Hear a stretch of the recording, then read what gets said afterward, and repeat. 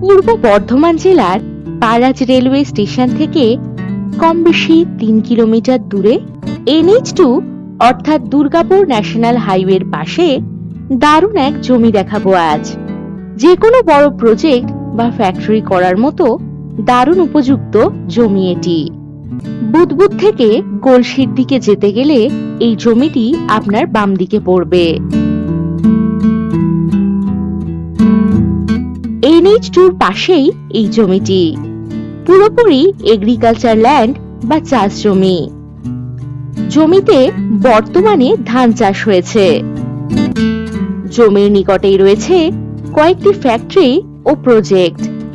এখানে কমপক্ষে 20 বিঘা জমি কিনতে হবে। এখান থেকে কম বেশি 9 কিলোমিটার দূরেই পাবেন মানকড় রেলওয়ে স্টেশন, বাজার, স্কুল ইত্যাদি।